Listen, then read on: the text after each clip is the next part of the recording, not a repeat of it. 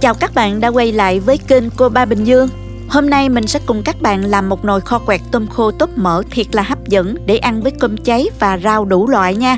Đặc biệt sẽ có thêm bí quyết để làm kho quẹt thơm ngon, sánh quện hơn nữa.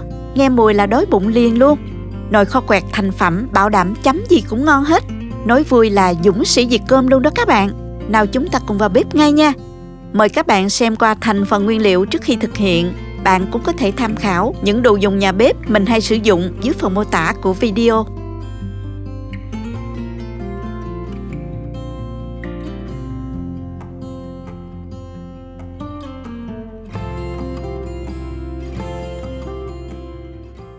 Trước tiên để làm món kho quẹt này, mình dùng 50g tôm khô.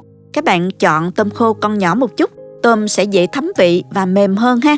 Mình cho nước vào để ngâm phần tôm này.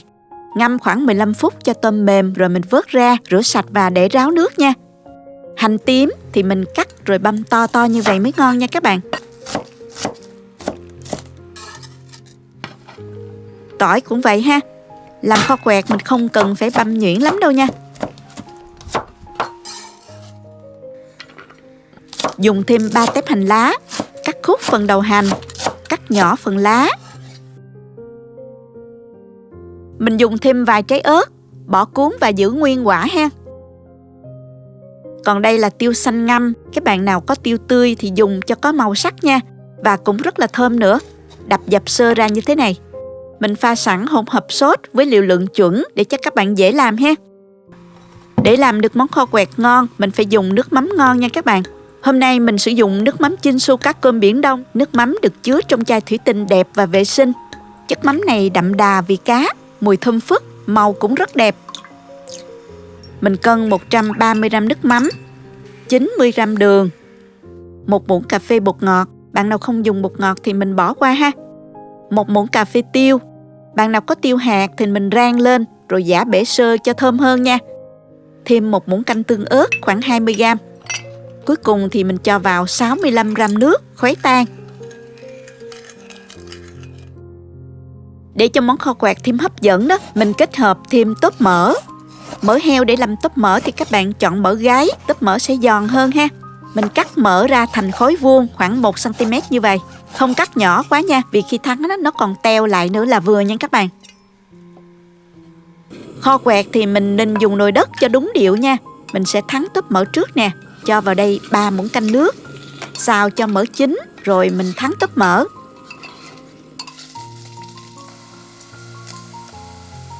Nồi đất rất là nóng nên mình để lửa nhỏ vừa, đảo đều cho đến khi mỡ vàng.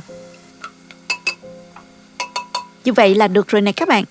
Mình vớt mỡ để riêng ra chút nữa cho vô sao ha. Còn nước mỡ này các bạn múc ra bớt, chỉ chừa lại trong chảo khoảng 3 muỗng canh thôi nha. Sau đó thì mình cho hành tím, tỏi vào phi lên. Khi thấy hành tỏi săn lại và nghe mùi thơm thì mình tiếp tục cho tiêu vào. Đảo đều lên cho tiêu thơm. Và mình cho tôm khô vào cháy lên nè. Mình cháy đảo đều khoảng 30 giây là được nha. Không đảo lâu quá tôm bị cứng nha các bạn. Bây giờ thì mình cho hỗn hợp nước sốt đã pha sẵn vào. Có một điểm hay mà mình chưa thấy ở sản phẩm nào có. Đó là loại nước mắm Chinsu có công thức giảm mặn tốt hơn cho sức khỏe. Đặc biệt là sức khỏe tim mạch. Có nước mắm giảm mặn thì mình vẫn thưởng thức được món ngon mà lại an toàn hơn cho sức khỏe. Tăng lửa lên một chút cho nhanh sôi. Nhớ hớt bột nha các bạn. Mùi nước mắm thơm ngào ngạt luôn các bạn ơi. Nghe mùi là đói bụng liền luôn. Hớt bột xong thì các bạn hạ lửa nhỏ cho sôi riu riu khoảng 3 phút. Sau đó thì mình cho ớt trái và 2 nhánh tiêu xanh vào. Tiếp tục riu lửa cho nước sánh lại ha. Thêm một chút bí quyết nhỏ. Mình cho mạch nha đã chuẩn bị vào sau cùng. Khuấy cho mạch nha tan ra. Mạch nha sẽ giúp nước kho quẹt thêm sánh kẹo, dễ bám vào rau khi chấm. Ăn sẽ hấp dẫn hơn rất là nhiều đó các bạn. Cho đầu hành và tóp mỡ vào sau cùng cho giòn nè. Tắt bếp và mình rắc tiêu và hành nữa cho dậy mùi thơm. Hoàn thành nồi kho quẹt rồi đó các bạn, thơm lắm luôn. Mình luộc rau chấm với nước mắm kho quẹt nha. Rau có gì thì mình dùng đó nha các bạn. Cho nước vào nồi nè, cho vào một chút muối. Nước sôi bùng thì các bạn cho rau vào. Loại rau nào lâu chín hơn thì mình cho vào trước. Tuần tự để rau được chín cùng một lúc nha.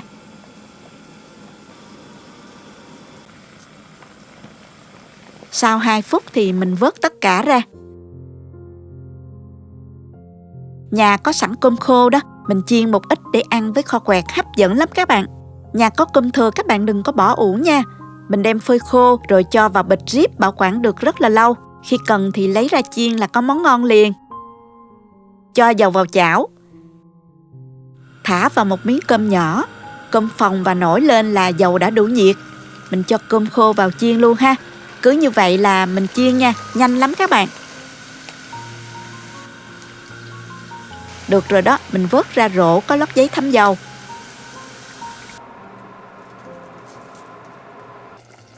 Mọi thứ đã sẵn sàng rồi. Mùi kho quẹt nước mắm thơm ngào ngạt, đói bụng quá các bạn ơi. Mình thử thành phẩm thôi.